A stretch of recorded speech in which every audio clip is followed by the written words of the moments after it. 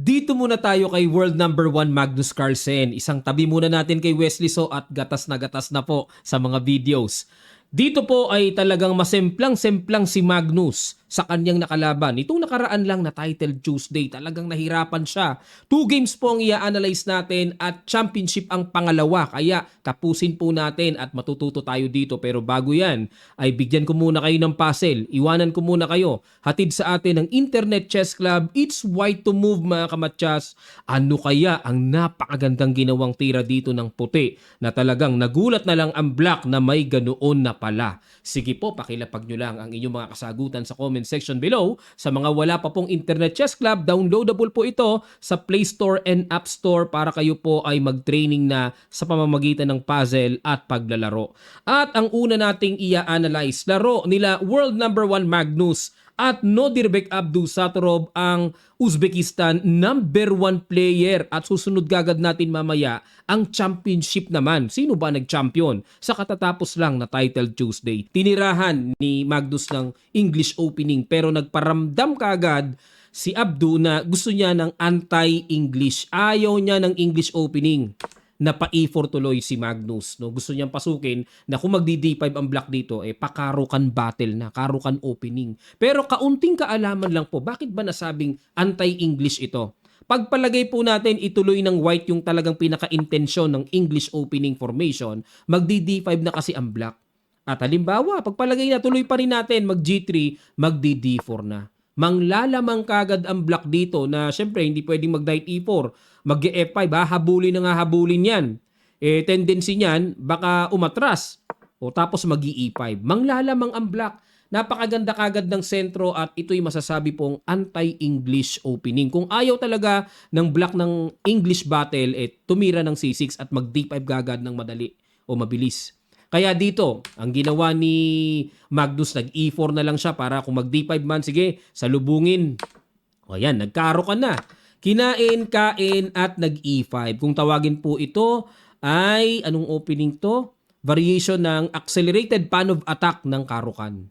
Knight C6, D4, binuo ang sentro, at nag-Bishop F5, ayun, napakaganda nito para sa akin. Bago po isara ang pawn at bigyan ng pagkakataong makadevelop ang dark square bishop, bigyan muna ng pagkakataong makalabas ang bishop na isa para hindi nakakulong doon pag naka-E6 na. At nag-Bishop D3. Sinalubong talaga ni Magnus, kinapture naman po ni Abdu. Dito po, no, kaunting pagliliwanag lang. After Bishop D3, kung mapapansin nyo, libre yung pawn sa D4. Bakit hindi kinain? Para maliwanag, pakita ko po sa inyo. Pag Knight X D4, kung kakainin naman yung bishop, supportado naman ng Knight. Meron kasing Queen A4 check. Okay, para maliwanag po na kakainin yung Knight. Obligadong i-atras. Yung bishop naman ang makakain. Okay po, para maliwanag lang mga kamatsas. Nag-bishop takes D3, queen takes D3, E6. So ayun na nga, wala nang bishop doon. Kaya maganda Knight F3, Queen B6, parang French defense idea yung pinipressure ng black yung D4. At nag-Knight C3, ayun, dito po ay nagkaroon ng novelty. Kasi ang tira dito, balik ko lang mga kamatsas, pag Queen B6, ang tira dito na old line ay castling. Ang bagong tira ni Magnus ay Knight C3.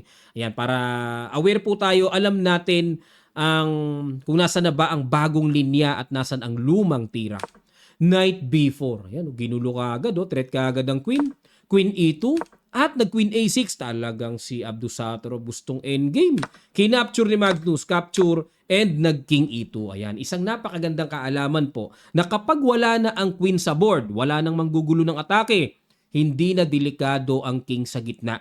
Pa-endgame na to Kaya kung wala ng queen na makakagulo-gulo, makaka-check-check, makakaata-atake, ilagay mo na yung king mo sa gitna, ilapit mo na. Para mamaya pagdating sa endgame, talagang ang trabaho ng king, ramdam na ramdam. Dito ay nag-Knight E7 develop, Bishop E3, Knight C6 at nag-Rook HC1 para syempre iporma na ang tore, magkaroon na po ng magandang trabaho, nag-Knight C7. Bakit po gumanyan? Dahil ayaw rin ni Abdusattorov na maging aktibo ang knight sa B5. Patungtungin sa B5 square. Kaya nag-Knight C7 para suportahan muna.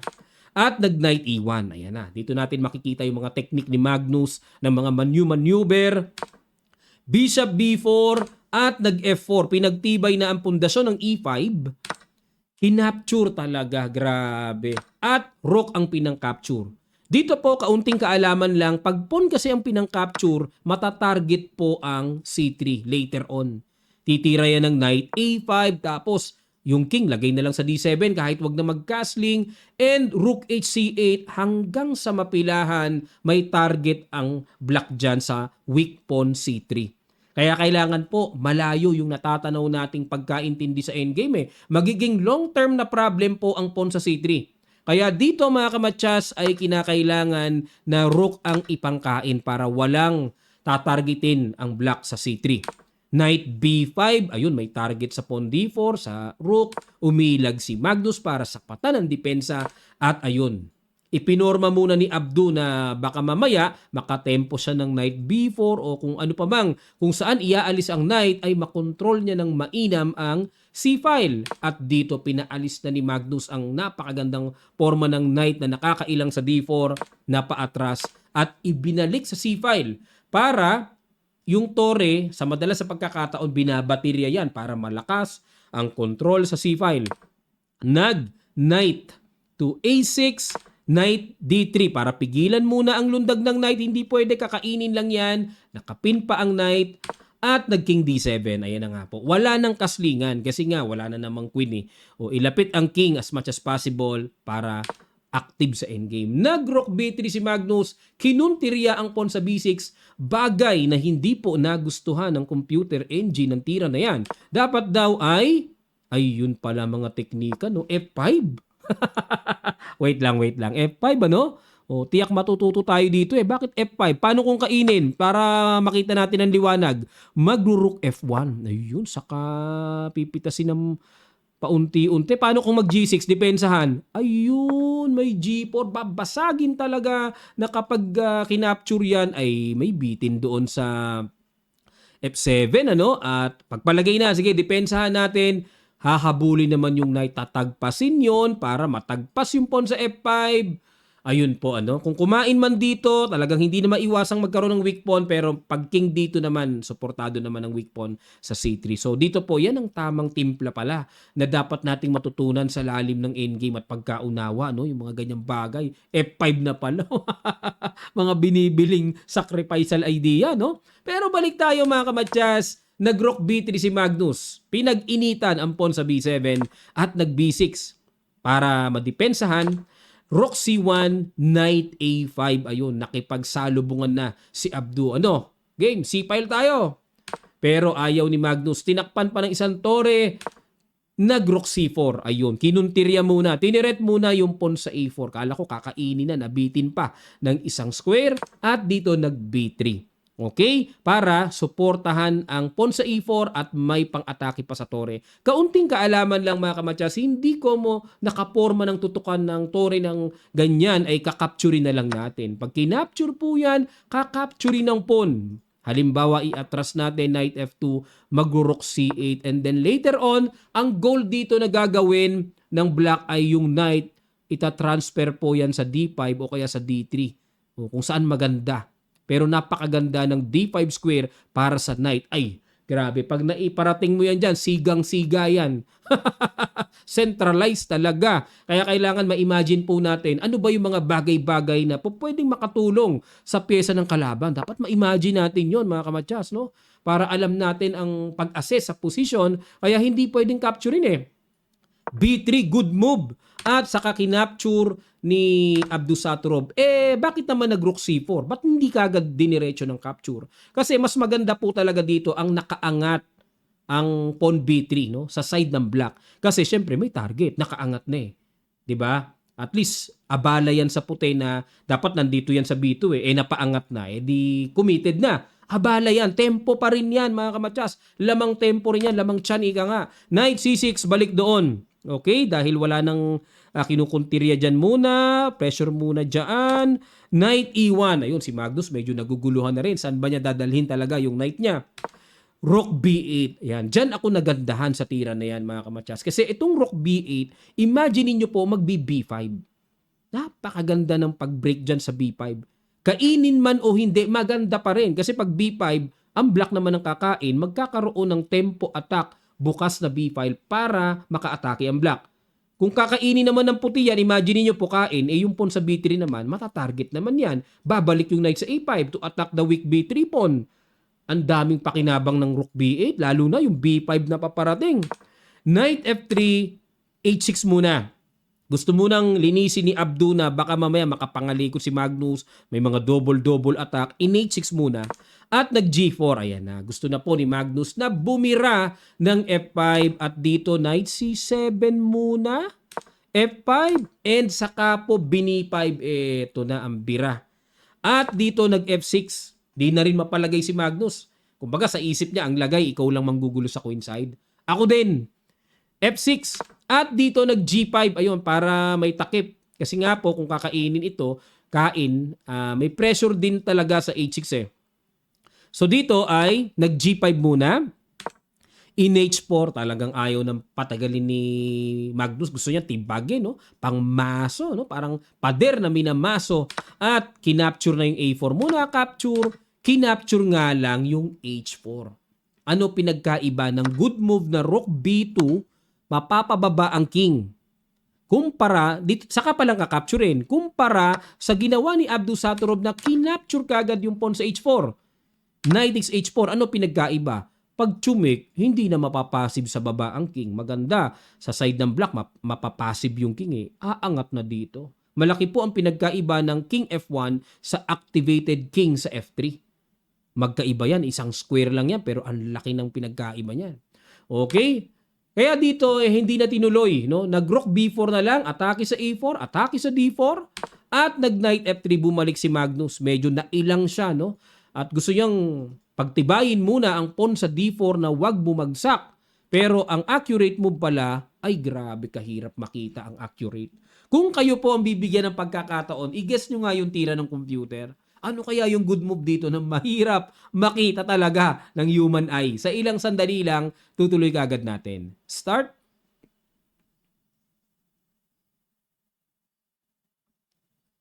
Maraming salamat po mga kamatsas. Ang ganda nitong Knight G6 na pala, oh.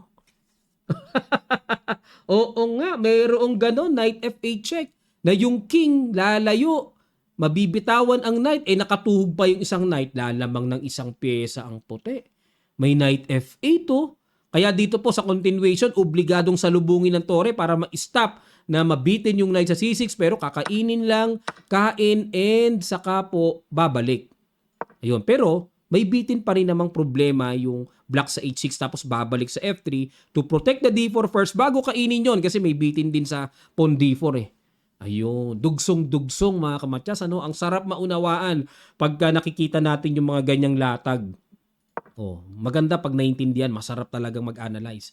Pero dahil hindi nga po napansin ni Magnus na pabalik siya, para sa pata ng depensa ang pawn sa D4, kinain lang ni Abdu, nag-rook B3. Bakit hindi niya makapture-capture yon? Wala, kakapturan lang din sa pawn D4 eh. Pag nawala po ang pawn D4 ay hinihipan na lang yung E5 at F6, limas yan. Malilimas yan mga kamatyas. Kaya dito ay ginawa na lang nag-rook B3 para makasundot-sundot. Pero nag-A6 para ipoporma, ilalagyan ng knight dyan para malak, no? Pero binad mo ba ng tira ni Abdu? Dapat daw po ang tira ay A5 na. Huwag nang sayangin ang pagkakataon. Itulak na, alis ang tore, tulak, hanggang sa talagang maging ganap na malakas na paspo na talaga. Pero ang ginawa, nagtipid muna eh. Nag-A6 muna, rook B7, rook A2 check, Bishop D2. Ayan, binabaan, sangga muna. Pero dapat daw po is King F1. Ayun, pero tingnan natin, no? Bishop D2, nag-King C8, good move para paalisin ang tore. Nag-Rook B6, ayaw umalis gaano. Gusto talaga ni Magnus ang gugulo. At nag-Knight A5, ayun nga lang. What a very nice square for the knight. Napakalakasiga yung knight dyan, mga kamatyas. Rook B1, Knight C4, King E1 para makailag. Napansin nyo po, sunod-sunod na ang bad moves dito ni world number 1. Talagang na siya, annoyed. Naiilang na siya sa position. Hindi na siya mapalagay, no? Pero dapat ang accurate daw dito ay Rook D1. No? Mahirap na rin talaga. Pag nag-Rook D1 ka, parang walang ginawa. Parang dumipensa ka lang ng walang ginawa eh. Kaya gusto ni Magnus mag-King E1 na lang. At least may sipa pa doon. Nag-rook A3, another accurate move by Abdu Satorov. Naku, napakalakas. Kakainin yung knight. Kapag nagking ito, sabay may kain dito. Napilitang umalis talaga si Magnus. Rook G3, aray ko, napakasakit na naman ang sipa. Knight E2 and napitasan na naman ng pawn. Pinitas din ng pawn sa H6 at dito nag-Knight B5. Tingnan nyo po gaano kalalakas ang mga yoka-babs ni Abdu Satorov. At nako, nakatreat pa ang pawn sa D4. Rook D1 dinipensahan, Rook E4. Naku po, ito na naman ang paparating. May Knight C3 na naman. Rook D3, talagang si Magnus. Bugbog sa kakadepensa, talagang sangga ng sangga. Ayun na, ginamit na po yung isang supling na extra sa queen side at pagagapangin A4, A3. Ay nako, ano ang pang-awat dyan? King F2, gapang. Bishop C1, gapang. Ayan na, mag-A2 na mga kamatyas. Kinain na. Kasi wala na no? Wala nang pang-awat. A2 na eh. Kinain na ni Magnus sa inis. Kinain. At nag-rook G3, ayun, para makahabol-habol ng panggugulo. Nag-knight C2, threat naman ang pawn sa D4, rook G7, kinain, at nag-knight G3. Ayun, umiwas na kasi kung kakainin, walang kabuhay-buhay. Check, umiwas, check ulit, umiwas, at nag-knight C4, threat naman sa pawn E5. At nag-knight H5, threat ang tore, pero nag-rook F3, check lang, at dito po, naparesign ang world number 1 na si Magnus. Hindi araw-araw paksiw. Dito kasi bugbog na ang Title Tuesday. Laging si Magnus ang nagcha-champion. Pero this time, naiba ang ihip ng hangin. Kumbaga, napatayo ni Abdu Satorov itong si Magnus sa Title Tuesday. Ba't po nag-resign? Pag bumaba, knight takes E5 lang. Depensado pa ang F7. Wala nang kabuhay-buhayan. May extra knight, may extra 2 pawns. Resign na talaga. Suko na. Okay, napakaganda ng laban nila. At ang championship po, dahil si Abdu Satorov, maganda yung kondisyon. Abay naglaban ang magkababayan. Ang katatapos lang na World Cup champion na si Sindarov versus Abdu Satorov, naglaban sa championship. Pag-aralan natin. White dito si Jakovir Sindarov. Nako, halos kilala na ng lahat ito. Buong mundo, itong batang to. No? 19 years old lang pala to. At Nodirbek Abdu Satorov, magka-teammate. Pero, bakbakan, yan ang maganda sa mararamdaman natin dito. Nag-E4, E5 si Abdu, Knight F3, Knight C6, at nag-Ruy Lopez. A6, Bishop A4, Knight F6, Classical Ruy Lopez, Bishop E7 at nag-Rook E1 para depensahan ng pawn E4, nag-B5 hinapol ang Bishop, Bishop B3, nag-castling at nag-H3 muna, proteksyon ng maaga sa G4 square at nag-Bishop B7, D3, D5. Ayan na. Kung tawagin po ito ay modern defense variation ng Ruy Lopez. At kinain, kain, at nag-knight BD2. Ayan. Dito po, may liliwanagin tayo kaagad sa opening na to. Libre ang pawn sa E5. Bakit hindi kinapture? Ano meron? Pag kinapture, ito po mangyayari. May knight D4. Ganyan pala yan. Iniisip ko kainin lang yun eh. Knight D4 ang good move. Nako, sigurado malalim ito mga kamatyas. Ang isa pa sa nakikita ko dito, yung halimbawa mag C3, paalisin yung knight. Kakainin yung bishop kagad, no? At halimbawa, queen ang ipangkain natin, mag-rook E8. Kumbaga dito, sacrifice ng isang pawn. Parang Marshall Gambit, pero mamaya ang kuntirya niyan, dadalhin lahat ang puwersa ng atake sa king side. Kahit lamang ng isang pawn dito ang puti, normal lang po yun sa Marshall Gambit type of idea. Nagpapalamang ng isang pawn para makuha yung bishop pair, nasa kanya dalawang espada. Ayan, binibigyan ko po kayo ng background sa bawat opening ideas, ano? Balik tayo mga kamatyas. So dito ginawa, nag-knight B2 lang si Abdu Satorov para, si Sindarov, sorry. Para ano lang, develop lang. Pero sinalubong pa rin ni Abdu ng knight D4. Talagang malalim ang opening preparation nila, no? Pinapakain na nga ng buong buo yung E5 eh. Kinain lang yung pawn sa D4, kain, at nag-A4. Ayun, para relax lang. Basag muna sa queen side. At nag-queen D7, umangat po. At yan ang lumalabas kagad na novelty. Dahil ang old line dito, Bishop B4, C5. Ayun. Knight F6, ang dami nang nagawa pala dito. At Rook E8. Pero itong Queen D7, inangatan lang, parang pang support lang din sa B5 at mag-connect ang mga tore. Para sa akin, hindi naman masasabing maling-mali. Parang inangat lang for development. Pero binad mo ba ng computer? Ayan, andyan na naman po ang stockfish na maselan. Queen G4, hinamo ni Sindarov ng Queen to Queen, kinain kagad ni Abdu. At nag-bishop B4 saka gumanon. Okay, para di makagalaw muna yung knight. Pin muna. At nag-rook E5, tineret ang knight. Knight F6, iwas, may threat pa. Kinain muna yung pawn B5. Kinain ang pawn G4. Ayun po. Namula kagad mga kamatyas. Dapat daw po ang tira, bishop D6. Paalisin muna ang tore. Ayan, medyo malalim nga lang, no? Pang in-between move eh. Pero knight takes G4, binawi kagad. May rook G5 tempo. Kinain, kasi pag nag-rook to rook, kain ang knight, bababa ang tore dito, hindi madidepensa ng bishop, may bawi sa back rank. Kinain, binad mo ba naman ang tira? Okay, no? Dapat daw ang tira is rook B1. Tanggapin lang muna ang kailangang umiwas. Itong mga players na to, dala ng tapang no? Sumusugod Hinay-hinay lang, yan, rook B1 lang ang tamang tira. Kinain, ayun, paano yung sundot sa A1? Knight F1. Yan naman ang pang-treat dito. Yan ang treatment. Bishop C8. Good move din. Accurate. Depensa. Kinain. Na bad move naman si Sindarov. Pero kung ako po, kakainin ko rin talaga yun. Attractive. Pero F3 lang ang tamang tira. Paalisin muna yung knight sa G4. Paalis muna. Neutralize muna. Pero kinain. Bishop D6. Ayun. Dapat dito po ay Bishop E1. Ay, oo nga. No? May threat sa F2. Oo nga. Bishop E1. Bishop D6, Bishop D5 atake, Bishop D7 kumounter. Kasi po, kung aalis lang ang tore, imagine niyo may rook B8. Naku po, tapos ang laban. Obligadong kumounter. Sakto pa rin. Kain at nag-Bishop D5. Tingnan niyo po to, magka-teammate ito magka-teammate.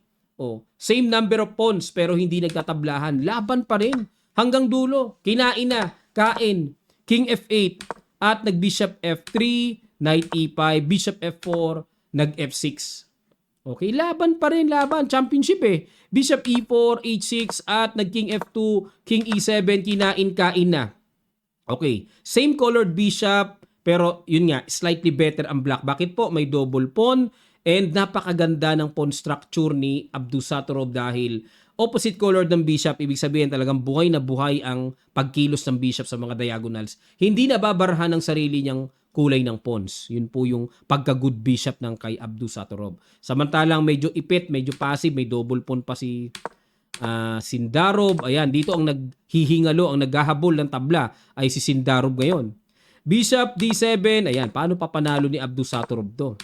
Yun, tempo-tempo, tempo-tempo, tempo-tempo, abang-abang lang si Sindarov. Not an easy endgame mga kamatyas. Pagka kinain, marirepair ang pawn structure kinain na. Pero king ang pinang-capture. Yun ang... Kasi po pag dito, oo nga naman, may H5, may pass pawn outside.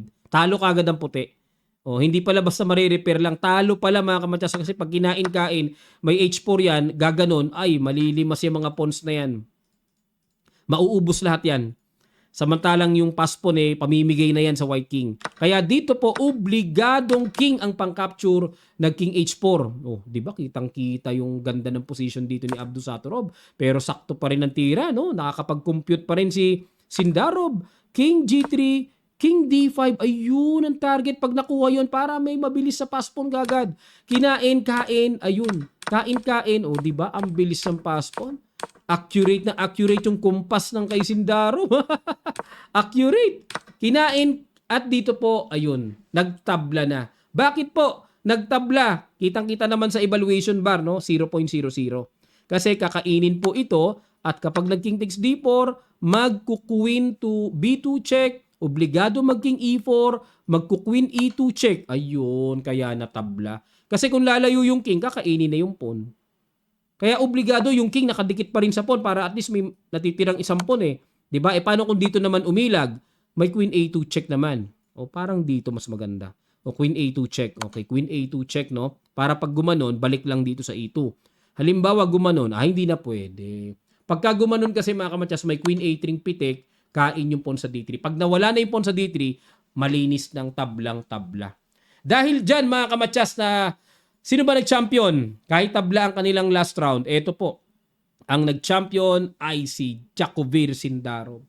Talagang ramdam na po talaga performance ng batang itong si Sindarov. Ano? Arjun Erigaisi, napaka-consistent player. Talagang di nawawala sa top 3 si Arjun Erigaisi, no? Fabiano Caruana, syempre, napaka-consistent player din. Yan po. At si Abdus Satorov, bumagsak sa panglima, not bad. Si Magnus, pang ilan? Oh, silipin natin mga kamatsas, pang ilan ba si Magnus? Magnus Carlsen, ayun, pang number 29. Ilan ang talo niya? Talo siya kay Alexis Sarana, talo siya kay Nodirbek Abdusatorov, at natalo pa siya sa last round kay Dimitri Andreikin. Ayun, medyo masama ang timpla. O, hindi araw-araw, bihirang mangyari kay Magnus to ha. Kaya ito yung mga magagandang pag-aralan, yung mga bibihira lang. Kasi ang alam natin si Magnus, laging championin yan eh. Dito, tinamaan siya. Ayun, maraming salamat po mga kamatsas sa mga di pa po nakakapag-subscribe sa channel na to. Please lang po, mag-subscribe na kayo. Marami pang nanonood, di pa nakasubscribe, baka nakakalimutan lang. Click nyo lang ang subscribe button and ang ating notification bell, all, para lahat ng ating mga uploads mag-notify po sa inyo. At ganun din, sa mga gusto pong sumali ng Internet Chess Club raffle natin for next week, Tuesday live streaming, bubuksan po namin mamaya ang aming Google Form at sa panibagong task na weekly puzzle solver at bronze sa puzzle quest. Dalawa po ang inyong task na gagawin at i-upload nyo lang ang proof na kayo ay nakatapos sa mga tasks at i-upload nyo lang sa Google Form na makikita nyo po sa description below. Mamaya po i-open namin yan para kayo po ay makasali sa ating ginagawang Internet Chess Club activities na may paraffle, may mga exciting prizes, GCash. Sayang baka manalo po kayo. Maraming salamat, magkita-kita pa tayo sa mga susunod pang chess updates.